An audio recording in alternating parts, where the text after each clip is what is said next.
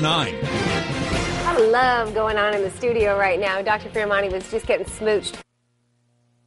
We're a little mixed min-pin Labrador that we brought in from the Maryland SPCA to demonstrate how to bathe your pet. She's gorgeous. If she'll hold still, we'll see. If she'll hold still, so stand by. We don't know what's going to happen. But what a gorgeous coat she has. She's a good example. She's a good example, and you can see, I don't know if the camera will pick it up, but she's starting to get a little dandruff on her hair coat right this minute. Is that common this time of year? That's very common this time of year, because what happens is as the humidity drops down in the winter, their skin dries out, and you'll see a little more dandruff that'll flake up on her.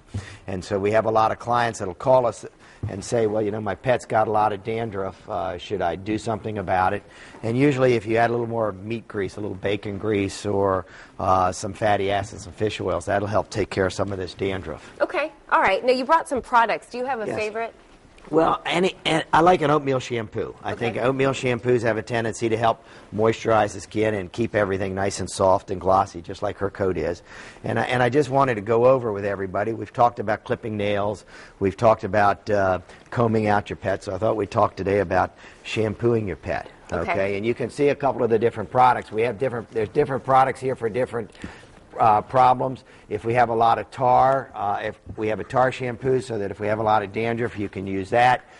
We have some flea and tick shampoos, so you can use that. The Dermazole is if we have a little yeast or fungal infection in between your pet's toes or on their skin, you can use that. So the shampoos have a lot of different medications that can be added in, and if your pet has any specific needs, you talk to your veterinarian and he'll go ahead and suggest specific shampoos that will also help address the problem. How would you suggest somebody actually get the dog into the bathtub, the sink, outside near the hose? Because sometimes it's, you know, that's quite an exercise in itself. You have to kind of tempt the dog and tease him sometimes. Put the dog on a nice control, maybe have it on a leash, maybe not. Give it some treats and slowly get it in the bathroom and pick it up and put it in the tub. If your pet's not used to being bathed, then you really ought to have probably 2 people do it. One person to hold the pet and the other one to go ahead and do the shampooing and the bathing. But let me ask you this, because there's a debate in my household about dog shampoo. I always feel like we should have something that's got flea and tick. My husband's all about like something that smells really frou-frou. Okay. So, you know, is there some sort of balance, or can you have both? You can have both sometimes. Some of the flea and tick shampoos are actually made to smell nice and frou-frou for your husband. That's fine.